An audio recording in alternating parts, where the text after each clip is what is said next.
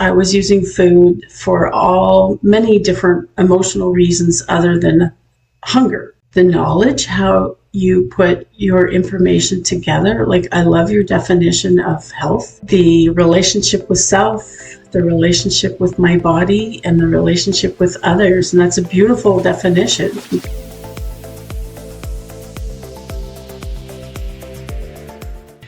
Hey, Sandra. So nice to Hello, see you Sherry. today. Oh my gosh. Great to see you. I love seeing you. And there's I feel something the about same. your energy, first of all, I have to say, Mhm. that is mesmerizing. And you know, there's a saying that the wise person really just observes and then has less to say, but whatever they say is always the most impactful. This is actually how I always view you. And I've known you for so long. I know, and I love this. These are always my favorite conversations when I connect with people in my environment, people that I'm working with, people who I am so inspired by because I get to actually witness your growth and your transformation. And one of the things that I've observed from you at every single retreat we've been on together, in the community calls, is just that you're this observer, and when you speak you have something so powerful to say. And this is actually an attribute I've always wanted to develop, to speak less, to listen more, and then whatever I have to say for it to be really, really inspirational and noteworthy. And you bring that energy. And the other reason why I wanted to connect with you today and have you on the show is because you're so inspirational. And your journey, I feel, is one that many people can resonate with. And one of the things that we were just talking about before we started was this idea of fear, because there's fear that always shows up when there's uncertainty, when we're about to do something that's challenging, when we're about to do something that we've tried so many times and it didn't always work for us. The fear is going to show up. And I believe that in our culture and in our society, we learn that fear is this thing that we have to try to either avoid, or it's an indication that we should just give up. And Yes. what I was sharing with you earlier is I've learned to embrace fear in a very different way. Okay. Now, when I move into uncertainty and fear starts to show up, I actually sit in my fear and I play with it. And by the way, it's uncomfortable. I'm not saying that I'm feeling joyful. I'm sweating. My armpits are sweating. I'm feeling my heart racing. I can feel the discomfort in my body. But now I see fear as my friend and trying to just give me options, trying to make me aware of something I'm not aware of, trying to get me to problem solve, trying to get me to fix something versus trying to paralyze me from moving forward. Yes. And I love the way that I've seen you grow over the last couple of years. Well, we've known each other longer than that, I think. I feel actually like I've always known you, Sandra. I have to be honest. And before we get into that, I would love for you to share a little bit about yourself, because you also are in the space of healing and helping people in a very unique way, which I would love to get into soon. But just tell us a little bit more about yourself before we start diving into some of these conversations and hearing your inspirational story. That's such a broad question. Right? What does that even mean? Who am I? Well, I started my self awareness, self growth journey in around 2004 because I was typically a happy person, but I felt content. And I thought there has to be something more. Mm. There has to be something more. And so I found an ad in a local paper here in Ottawa that was in the alternative community. And the ad said it was a small square picture of a man's face, a nice looking man. And it said, "Who would you be if there were no limits? And what would you do?" And I've been on that path ever since, whether it's NLP or your retreats, to make peace with food, spirituality, the grace group inner journey. Like I've been constantly since that time on this path of growing to be all that I can be. Oh, so beautiful. I love that. I love that. Who would you be if there were no limits? And so much to unpack there because the limits are our own limitations. Absolutely. And it's our own beliefs. And of course, we have them because unconsciously we're always trying to protect ourselves from being harmed, especially if in the past we were harmed in a certain way, or we had a traumatic experience, or it was learned that if we tried something, we put ourselves out there was that potential risk of getting hurt. And so we put these limitations on ourselves because, as you know, this is something we talk about in the community. This is something we talk about, make peace with food, and now on the retreats.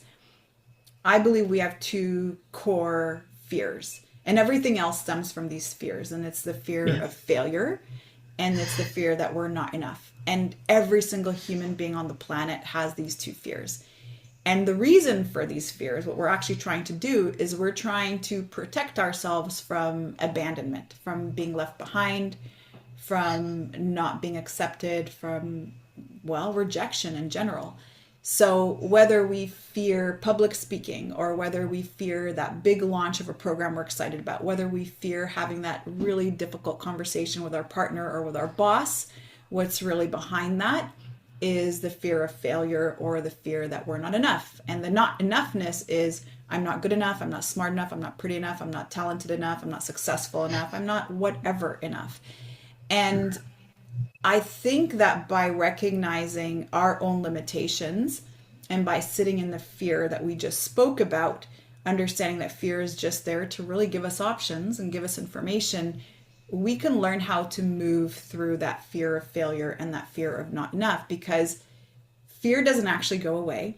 It never will go away. It's like sadness, it's joy, it's like anger, it's like any of our other emotions that are always there. They never Yes. go away. And the only way that we can actually gain confidence is by moving through these fears. And a lot of us live a life where we try to live a life absent of these fears, thinking that it's going to be the best life and we're going to protect ourselves. And from what you're saying, that's how we actually build our limitations, because that cage or that box gets smaller and smaller and smaller. And I Yes. had this really great podcast interview. I was on somebody else's show, I think it was last week, and he was giving me this analogy. And he was saying, every single time we come across fear, or we come across a trauma that we don't want to deal with, it's kind of like having a thorn in our finger and then not taking it out, but making sure we set up everything around our life so that we never hit that thorn in the finger. But we'll leave it in the finger, but we're not going to ever take it out. And we're just going to make sure we set up our lives to protect ourselves from that thorn in the finger. And then something else happens, and then you get another thorn somewhere else in your body. And then again, you go out of your way to protect yourself from harming yourself. And then the more you move into these uncomfortable situations, or you have these traumatic events that you don't deal with, that you don't allow yourself to process, the longer you hold on to all of these wounds essentially in your body, and try to set up your life to avoid these wounds instead of doing the work to actually pull them out and allow the body to heal. And this is something I've seen you do in your journey. And I know that you talk about this a lot also in the work that you do, just that importance of self healing. And so, what can you share around that, Sandra? Just this, first of all, this process that you went through in your personal journey to heal certain aspects of your life that, well, like all of us, that needed healing. How did you go about it? And I know you're still on this continuous journey, because we all are, let's face it. But one of the things I am so mostly inspired by when it comes to just watching you and observing your growth is just how you've gone through a lot of these difficult moments in your life and how you continue to work on yourself. So, can you share a little bit about that experience? Yes, where to start? Um, well, back in 2004, when I learned NLP, neuro linguistic programming. So, in that program, the biggest thing I took from that was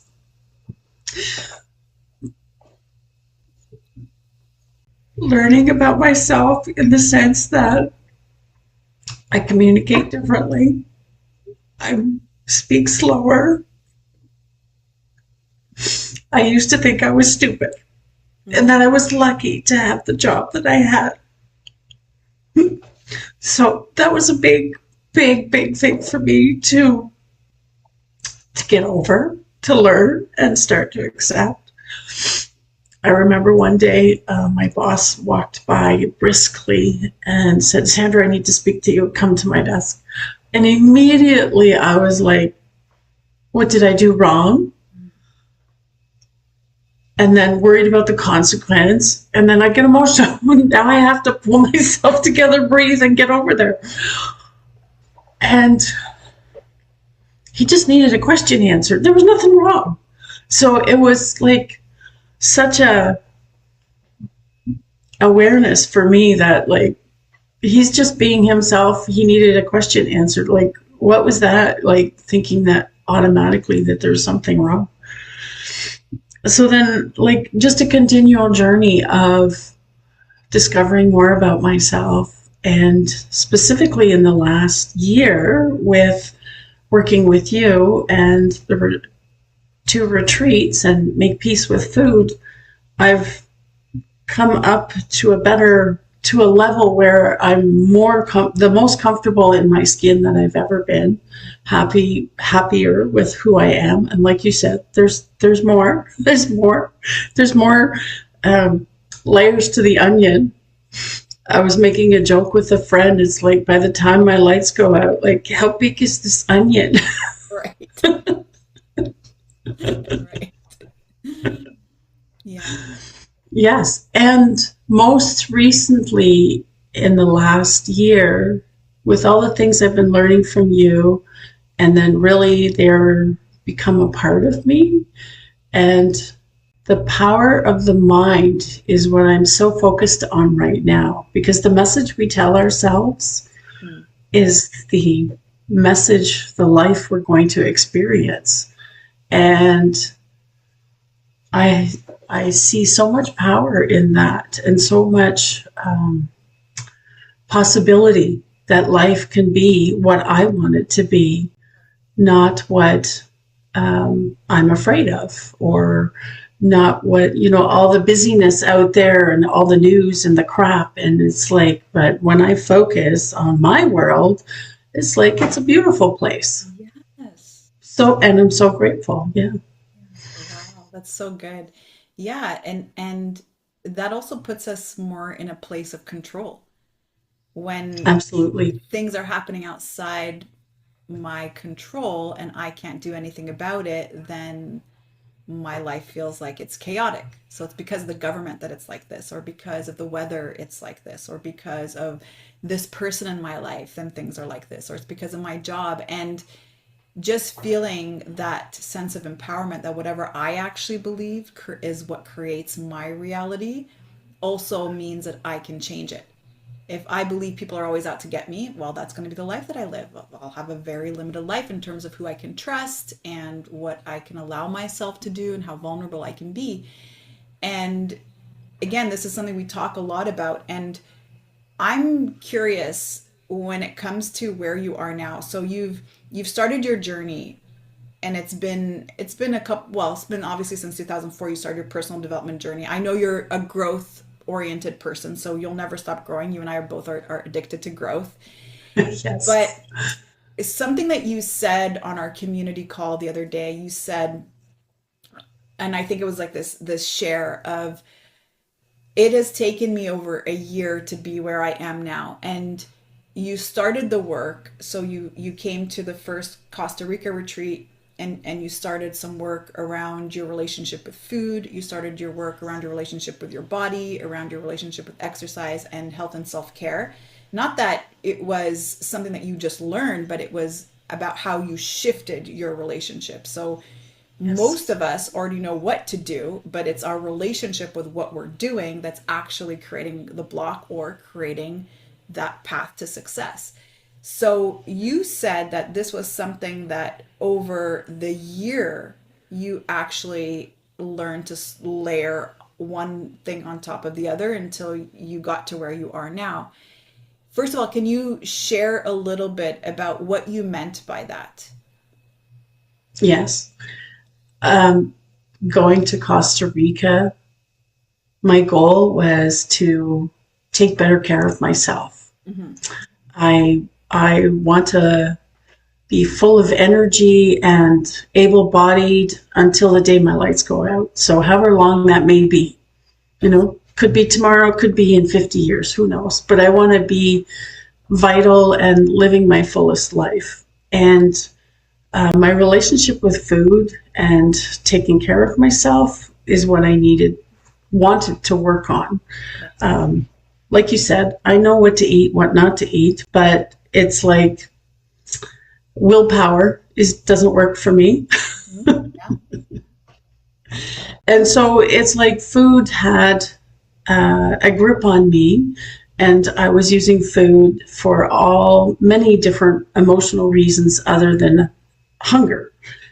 And so um, the biggest change I've experienced is being able to do that. So it was the knowledge, how you put your information together. Like, I love your definition of health, the relationship with self, the relationship with my body, and the relationship with others. And that's a beautiful definition because, and I've been working on my relationship with food, which is a big impact on myself. And because now I don't binge eat on sugar. I used to be so addicted to sugar. I will still consume a little bit, especially the holidays or a party or something. But anyway, it's like, so that's been a huge, huge change that I don't have this hole to fill with sugar, whether it was candies, chocolates, cake, whatever it was. And I feel so much better in my body. I have more energy and I move better. And a side effect is I have lost 10 pounds. Wow. And thank you. Yes, I'm very happy with that. And what else? And the work I also do on the spiritual side of being more centered and loving myself for who I am. I think it's Dr. Sue Morter. Her description is we're a spiritual being in a human body. And I really resonate with that. And so the more space, the more time I spend focused on that, that helps me with challenges, and it puts things in perspective, like what's really important. Yeah. Yeah. So good. So good. I love that. And thank you for sharing first of all, because this is a display of how really discipline does not work. I don't believe that we can discipline ourselves or force ourselves towards success or hate and punish ourselves towards success as well. And this is what makes this journey to health very, very different. And we're not just focused on calories in, calories out. We're also not focused on how much exercise you have to do, how strict your meal plan needs to be, what foods you need to give up. But to your point, it's understanding that our health and where we are right now, first of all, it's not a static state, it's a dynamic state. It's always changing. And it's not just influenced by what we're eating, but it's influenced by our relationships, because part of our diet is our relationships. It's Yes. influenced by our relationship with ourself, first and foremost. How do I view myself? What is the negative self-talk that I have at all times? How do I honor and respect myself? How much grace do I have for myself? And also our environment. And our diet is also coming from our environment. It's what we're watching, it's what we are focusing on the most. It's what disturbs our peace or what gives us more peace that's going to actually influence our health and our state. And it's also why we say transformation happens from the inside out, because when we are emotionally eating, and when we're trying to fill that void, and I love that you said that, I was trying to fill something, and really it is the need of the soul that's trying to be fulfilled. And we're using food as a vehicle. Food is just a fake source of energy, but we are life force. Life force is energy. The soul is energy. And what is the quickest thing that gives us fake energy? Well, food, a dopamine hit, sugar, Yes. something that's Yeah. very tasty, or a cigarette, or a drink, or cannabis, or shopping. It gives us that fake energy. It's why we do it. We do it because our soul, on a soul level, we are lacking that life force. And why we're lacking that life force actually has nothing to do with food. It has nothing to do with anything outside of ourselves, but everything to do with what's inside ourselves. It's exactly what you said in that quote that inspired you. When we set these limitations for ourselves and we're not meeting that highest potential of our soul, we're always going to feel that lack. There's always going to be that void that we're needing to fill.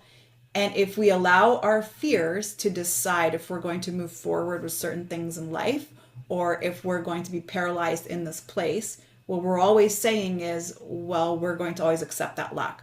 We'll stay in the job that doesn't bring us fulfillment. We'll stay in that relationship that's not serving us. We will stay in this financial state and not do anything about it because we don't believe that we can.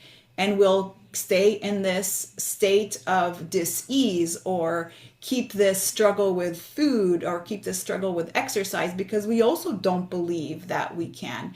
And that's all motivated by this fear, again, fear of failure or fear of not enoughness. And so this is really powerful. And it's amazing because every single weight release story, and I'm not gonna say weight loss, because when we lose weight, what we're actually saying when we lose something is that we hope to find it. So we'll say release.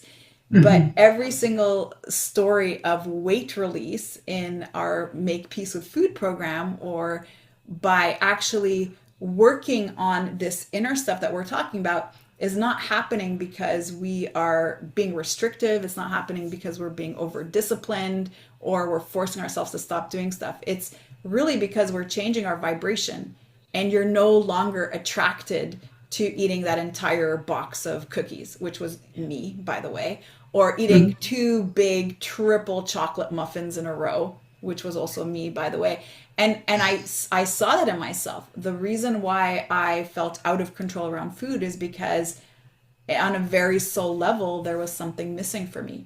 And it never got resolved by trying to control the food, or trying to demonize the food, or try to get stricter, or do intermittent fasting, or do any of these tools that we normally use to release weight or to stop a behavior with food. It only was resolved by me really learning to accept myself, learning to love myself, learning to not berate myself, not to be so hard on myself at all times, not to have this constant need for perfectionism also. And I think that this is a really important message. And I see this shift in you and your energy, Sandra, since I've known you. And it's really coming to that place of self-acceptance, coming to that place of self-love. And, a big part of what we do also together is go back in the past and heal some of those traumatic events. And Yes. by healing these traumatic events, we're not taking responsibility or putting blame on other people or what happened, but what we're actually doing is freeing ourselves from that constant pattern of re-trauma. And I know this was a lot of work that you did too. And for somebody maybe listening right now who has had major trauma in their life that they haven't wanted to address, or they have a lot of fear around readdressing because it brings up a lot of pain, it brings up really uncomfortable memories and feelings, what advice could you have for that person in terms of how to approach dealing with their past trauma?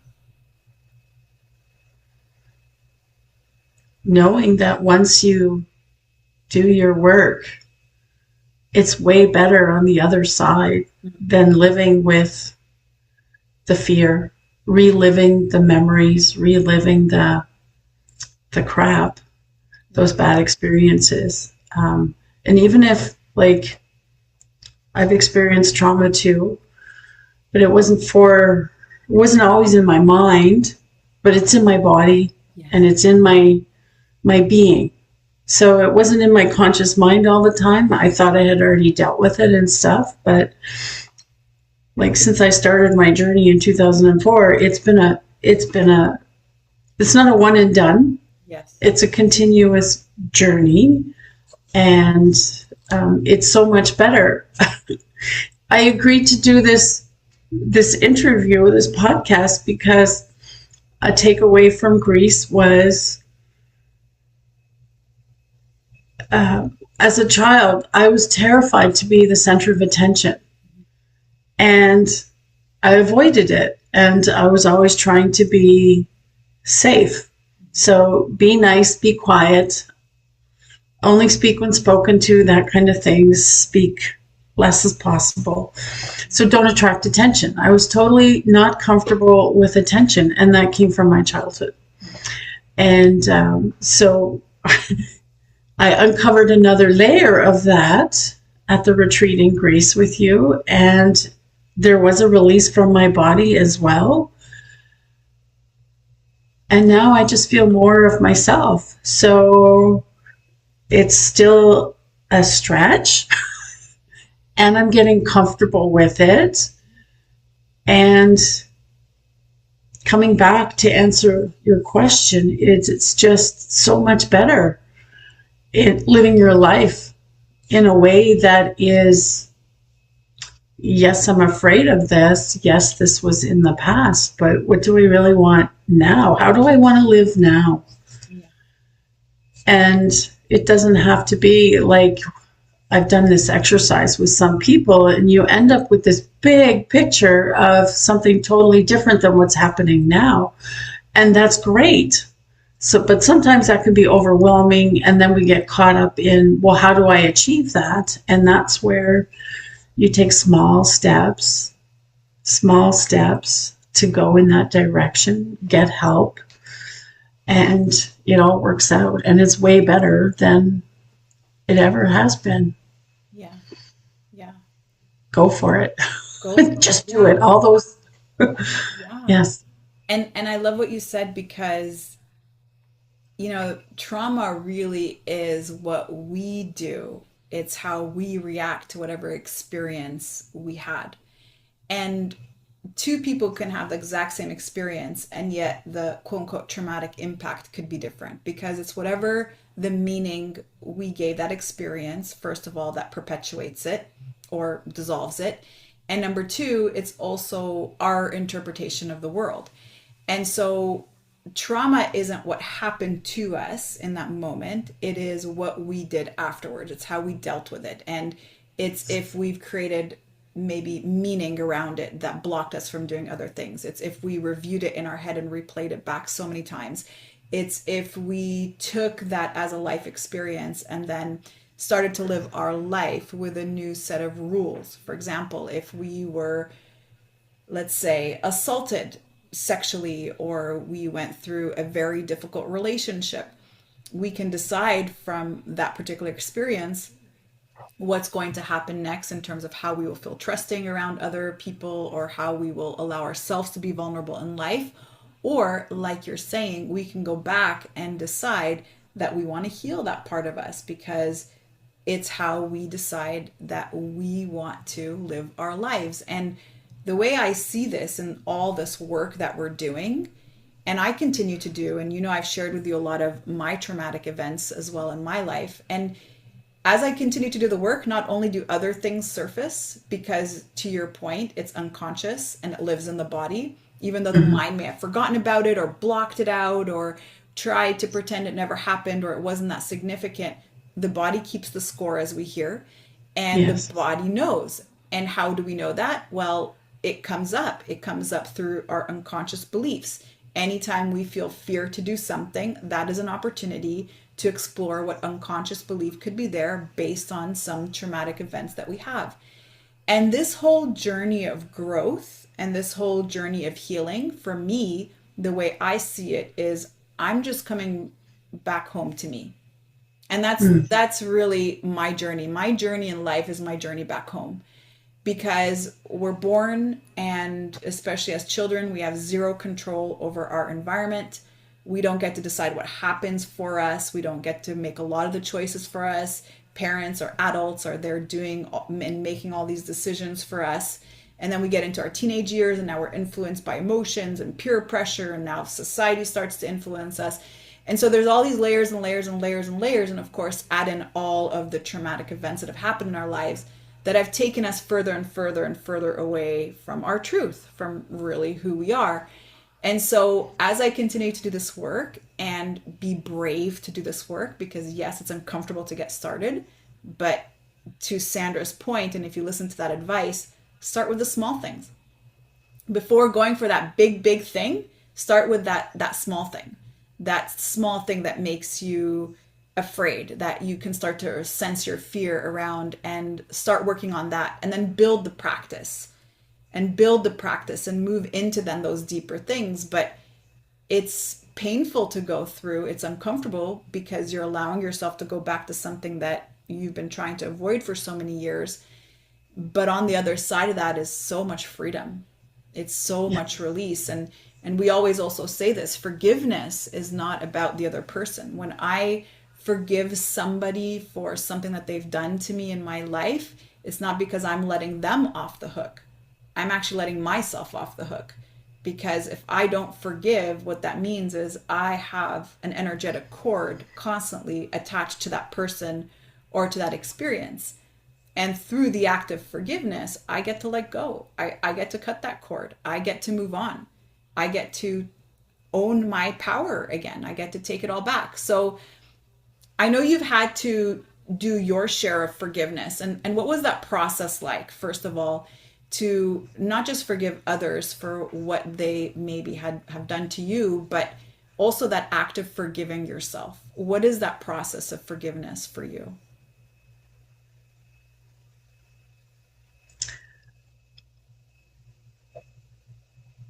It was a decision. It was a decision. Mm. If I think of my father, it was a decision that if I'm going to visit him, I'm going to stop expecting him to be different and love me the way I wanted him to. And I decided to just, I'm going to visit him. I will just be present and be with him. And what that did for me was take away all the stress, all the angst, all the frustration. And then actually it was a way better visit because I was going out of respect. He's my father. I also wanted my daughter to know her grandfather and the whole family connection. So I had to set aside the past of the childhood situation, and it was a much better relationship and more comfortable and pleasant to be with him. And it basically came down to a decision and a choice and a decision. Wow. Yeah. And then the same with my ex-husband when we're divorced since 2008 and we're actually friends. And he was my childhood friend. Wow. I was with him for 27 years. We started dating. I was 14 and he was 16. We met in high school and, we had a great relationship until we didn't. Right. And it was a choice to forgive him and understand where he's coming from. Why would he do something like that? And so, having the compassion and the understanding. And it was also freeing in the sense that I don't have to relive the past. I want to live in the present and move forward. Wow. Yeah. Wow. That is a mic drop moment. Wow. I just want to sit in this a little bit. I don't think I've ever really heard it like that. It was a decision. It really just deciding first to forgive somebody because we all want to, right? But until we decide to, that's really different. And then the other part was also deciding how you wanted to live your life, how you wanted to be in your life, and that's really huge. This is this is so powerful, and again, why I wanted you to come on to the show and share some of your wisdom, and even just to admire the fact that you're doing something scary. It is scary to be on an interview and to share your thoughts into the world, and to even share your own accomplishments, because this is something we always shy away from when we've really had Yeah. success around things, and to say, hey, I'm a badass, like look what I did, like this, I'm really proud of myself. We have a harder time saying that than calling ourselves a dumbass and look at all the terrible things I did, right? It's Yeah. hilarious. It's like just one small word that changes it all, dumbass versus badass, and we can sit in that. And I want that to be polarizing. If you're listening today, I want that to be polarizing, and think about how often you allow yourself, you give yourself full permission to sit in your greatness. And this was actually, true story, something that one of my mentors had really challenged me to do. We would meet every single week. We had these accountability meetings, and we would talk about, okay, what did I want to do next week? And then we'd get it done. And what do I want to do next week? And we get it done. And then one of the challenges my mentor gave me was, Sherry, I just challenge you to one thing this week, and it is to take time and carve out time in your schedule to just sit in your greatness. And I was like, sit in my what? Like, sit in my greatness? Like, I don't even see myself in any form of greatness. And it was hard. And we don't do that. Like, think about it. If I challenge anyone listening now, take time, schedule it in to sit in your greatness. What do we do with ourselves? We don't even know how to do that. We're going to want to distract ourselves with a phone or with a book or calling somebody or looking or scrolling or watching a movie, but we never actually just sit and appreciate just how amazing we are Hmm. and honor ourselves for how hard we're trying and how, my gosh, we are winning in this game of life, which for all of us is full of challenges, is full of difficult moments.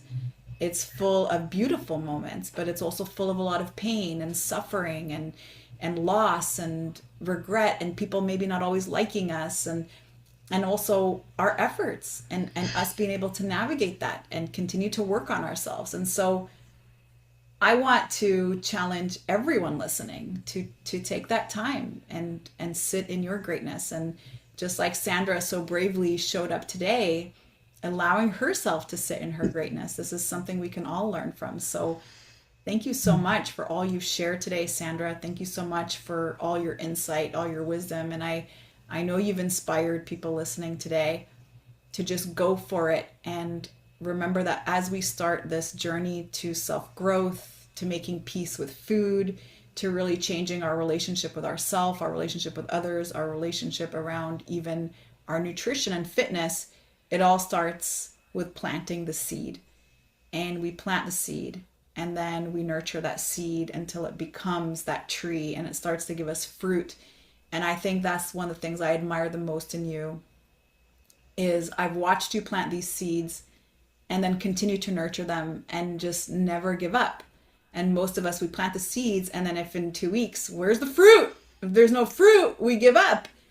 And that's not what I see you do. You still continue to honor that. And again, it's something that I have to say is a beautiful character, is just patience, and you continuing to nurture that. So with that, is there anything else that you want to share today? Any last words of wisdom? Anything else that comes to you before we I sign? want to thank you for being you and doing what you do. You've been a big part of my success in the last 12 months, and I want to thank you for that.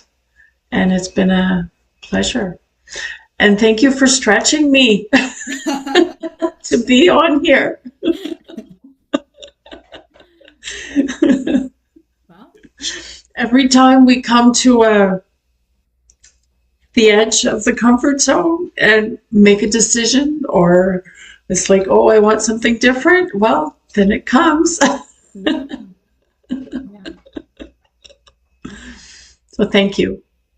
Well, received, and thank you also for your energy and for sharing with us today. And I feel very honored to have this conversation and to be in this space with you. And I'm super excited to continue to watch your growth. And let's see, maybe a year from now, we get you back on the show and we do some updates around where Sandra is in the world. So That would be great. Yes. thanks again, Thank you. Sandra. I love this conversation.